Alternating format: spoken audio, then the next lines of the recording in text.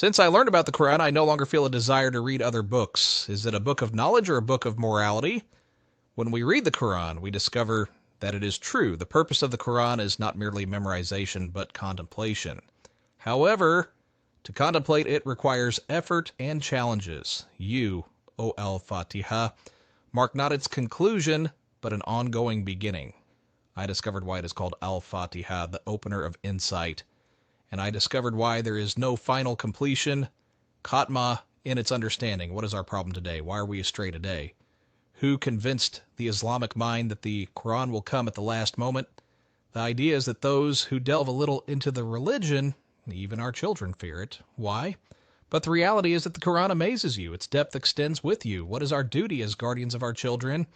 The problem today is that guardians are preoccupied with providing food, more so than they are with nurturing their children's morals. Yet, the world operates in this economic pattern. You must share the world with people. Do you have a standard for the world? Or do you have a personal standard? We have an original standard. If you have an original standard, follow it and leave the world. The world may not collapse. Why do people fear standing with the truth? Their hearing, sight, and interests are insufficient for them. Imagine they have sources of knowledge, intellectual and sensory. But all of it is futile. Why, if they reject God's verses, welcome, Dr. Naif bin Nahar, may Allah bless you, welcome. Perhaps the last time you visited us, we discussed a specific topic, the topic of freedom. But today our topic is entirely different. We believe you are interested in this subject, which is education in the Quran, or if there is a methodology in the Quran, we must pay attention to it, one related to education. But before we reach it, we want to establish this idea, a foundation. Yesterday we were reading your books. You had an article, but I took a portion of it. The article was from 2022. It is a short article. But you wrote in the introduction, most Muslims treat the Quran as a book of blessings only. Rarely do you find a Muslim who treats the Quran as a source of knowledge and the building of concepts. I thought of a question from it. We can start with it. Is the Quran today a book of knowledge or primarily a book of morality? Look, O Faisal, our perceptions of the Quran are endless. People have many perceptions that do not include the details of the Quran. The Quran speaks of an important method, and that is the method of interpretation. Even if some interpretations were imposed upon us, we interpret the Quran a lot. We attribute many things to the Quran. Every person attributes their perception to the Quran. One says the Quran is a book of peace. Another says the Muslim is a book about violence and fighting. Another says the Quran is a scientific book. Another says the Quran is only a moral book. There are many perceptions, but we do not rely on any perception of the Quran that the Quran itself has not mentioned. Otherwise, we will use the method of its companions. So if we return to the Quran itself, we find that what Allah tells us through the Quran is that it is a book for guiding human knowledge, what Allah did not say. He said that the month of Ramadan, in which the Quran was revealed, is guidance for all people. So the Quran, a book from the Quran, what is guidance? Guidance is a book. We find another verse from the Quran that clarifies what Allah said. Allah said, "We sent our messengers with clear proofs and revealed with them the scripture and the balance so that people may uphold justice." Thus, the guidance of the Quran came to establish justice. Therefore, everything required to establish justice in managing human society, the Quran provides knowledge to guide it. Thus, Allah says that this Quran guides to what is most upright. He did not say it guides to what is merely valuable, but to what is most upright. So the Quran guides the world of thought to what is most upright and just. Therefore, the Quran came to guide the world of ideas. How do we manage this vast human society with all its differences and opinions to what is most upright and best? This is the primary purpose for which the Quran was revealed. Then, apart from the teachings of the Quran, let us look at its reality. When we reflect on the text of the Quran itself, we find that it encompasses all the foundational knowledge that human knowledge must rely upon. In politics, economics, education, society, administration, and the self. In the various fields of knowledge, we find that the Quran laid the foundation for them. For example, if we come to the field of knowledge, if you read, for example, in surahs like An-Nahl, Ar-Ra'd, or Ibrahim, you will encounter a complete theory of knowledge in these surahs. It speaks about the sources of knowledge. It speaks about the limits of knowledge, its mechanisms, its means, and its principles.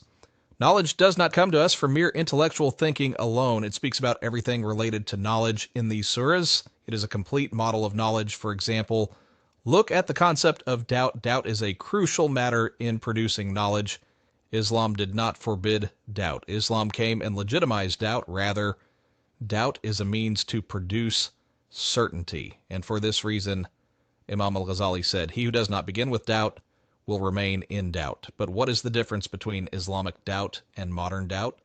Islamic doubt is a step towards certainty. Modern doubt is a substitute for certainty, practically. Islamic doubt is good now until you reach certainty through it. I doubt meaning I seek evidence. And if I seek evidence, I will move to certainty.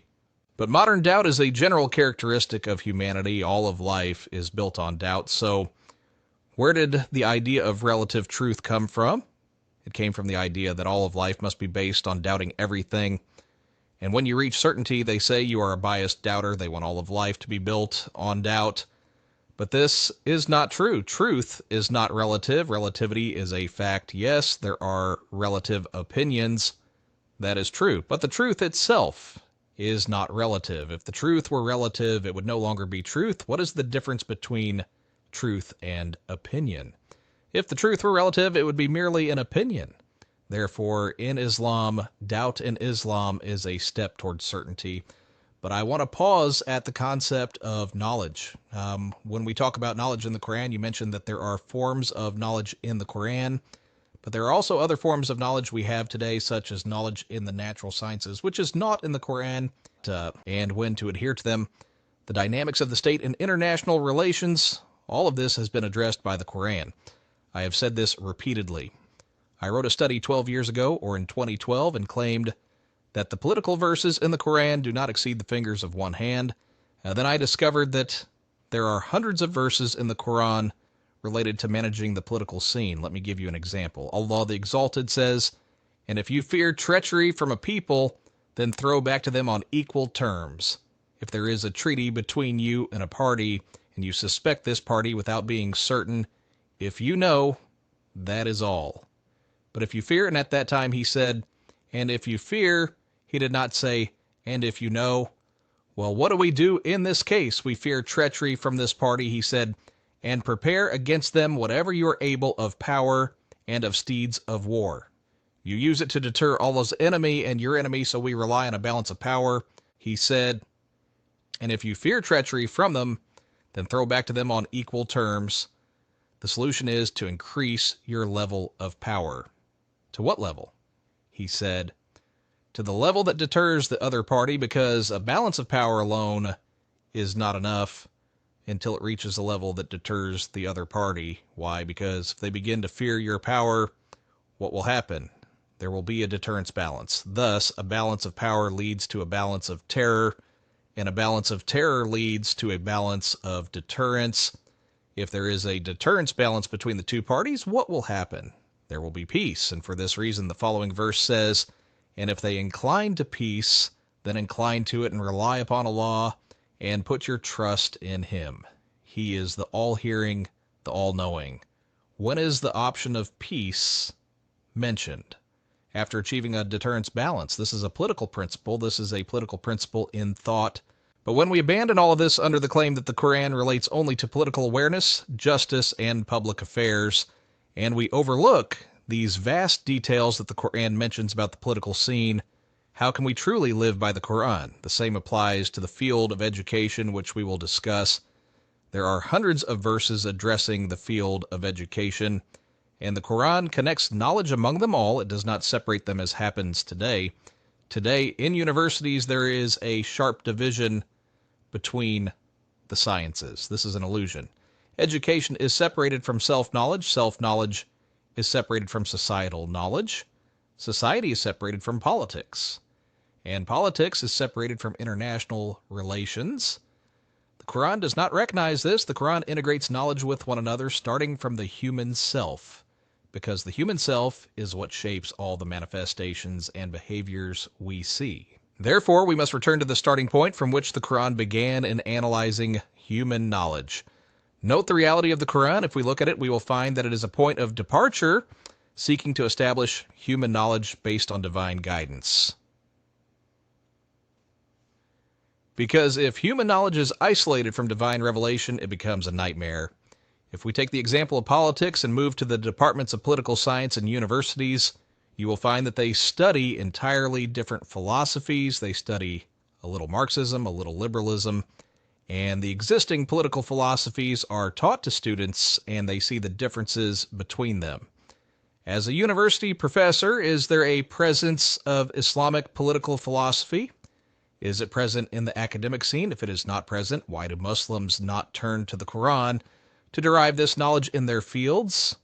As for the first question, this varies between other universities, but in general, based on what I know in universities, it is far from Islam. If Islam is taught, it is taught as a phenomenon, not as a source of guidance. I study Islam as a phenomenon in the field of international relations, but I do not study it as a source of guidance. I do not attempt to establish Quranic knowledge in the political field to guide my political work. No, this does not exist. I do not see it in any university, even in Islamic universities. I do not find it present. I study the Quran as a phenomenon like any other phenomenon in international relations. This is a result of our perception of our role. The second part of your question, why Muslims do not turn to the Quran to derive knowledge, is a matter of perception. We look at the Quran, as I mentioned at the beginning, as a book of blessings, not as a book of guidance and knowledge. We believe in the sanctity of the Quran, but we do not believe in its effectiveness. This matter has no relation to science. The role of power in international relations, when to fight and when to reconcile, the science does not interfere in this matter. This matter depends on your culture. It depends on your values. Your values are what determine how you use power, how you balance between principles and interests in international relations. This matter has no relation to science. If you are a specialist in anthropology, how do you evaluate societies? In any university in the world, societies are divided into traditional and advanced societies based on two criteria. What I consider traditional may be advanced in your view, and what I consider advanced may be traditional in your view. Therefore, values are necessary even if you are a specialist in sociology. The basis of sociology is the study of social problems, is it not? How do I judge something as a social problem without a value? How do I say, for example, that sex outside marriage is a social problem based on value criteria? If I'm not a Muslim, I do not see it as a problem. Parents' rights, why do I see them as a problem if I'm not a Muslim? I might see a conflict between the child and the parents, therefore you cannot judge anything without a value standard. For example, the person who agrees with certain values may not see it as a problem, while a person who disagrees sees it as a problem. Therefore, even the fundamental point in the science cannot be judged without a value. Therefore, when you say, I am a scientific university with no relation to the Quran, this is not true.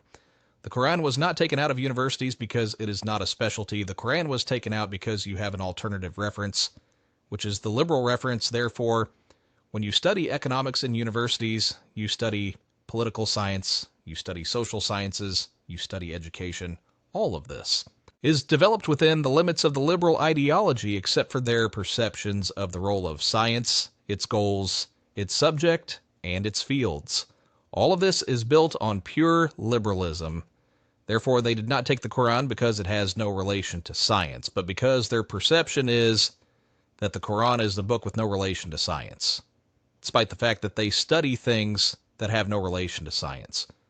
When you teach Machiavelli, does Machiavelli have a relation to science? Does Thomas Hobbes have a relation to science? Does Nietzsche have a relation to science? These are ideas and ideologies, some deep, some superficial. So why do you bring all these things, but when it comes to the Quran, which is guidance for all people, we deprive ourselves of it? Therefore, we live in a dangerous state of disconnection between the Islamic mind and the Quran,